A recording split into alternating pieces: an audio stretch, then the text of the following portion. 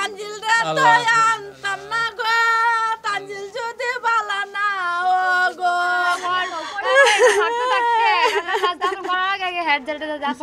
পরিবারের একমাত্র উপার্জনক্ষম ব্যক্তিকে হারিয়ে স্বজনদের আহাজারি যেন থামছেই না। রোববার সন্ধ্যায় ময়মনসিংহ নগরীর পলাশপুর মরলবাড়ি এলাকার নিজ বাসা থেকে বের হতেই আরিফ হাসান মণ্ডলের পথ আটকায় একই এলাকার সাখাওয়াত হোসেন সাগর।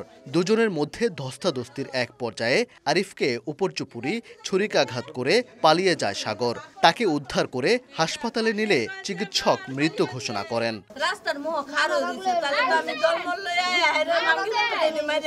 স্বজনদের অভিযোগ, সম্প্রতি আরিফের ভাই আকরাম বাড়ি ফেরার পথে তার পথ রোধ করে টাকা ও মোবাইল ছিনিয়ে নেয় সাগর। বিষয়টি জানার পর আরিফ প্রতিবাদ করলে সাগরের সঙ্গে বিরোধ হয়।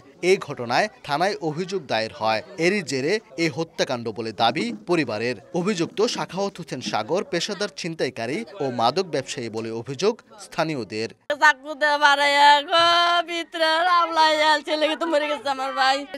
আমার বাপের দম নাই, আমার বাপের গুয়ের মধ্যে মারছে, কতরি ফাঁস দিছে কোনো হিসাব নাই। লই দুইটা পোলাপানকে লিগে টিম করলো। আমি আপনাদের কাছে বিচার চাই, এটা সুস্থ বিচার করবে।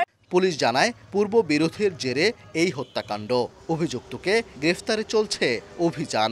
2-3টা ইউনিট একসাথে ওখানকার আলামত সংগ্রহ সহ আমাদের ঊর্ধ্বতন কর্মকর্তা সহ সবাই এখানে আপনার কাজ করতেছে। আশা করি খুব শীঘ্রই একটা ভালো রেজাল্ট পাবো ইনশাল্লাহ। আরিফ হাসানের পরিবারে বাবা মা সহ স্ত্রী ও 2 ছেলে মেয়ে আছে। ওবায়দুল হক, সময় সংবাদ, ময়মনসিংহ।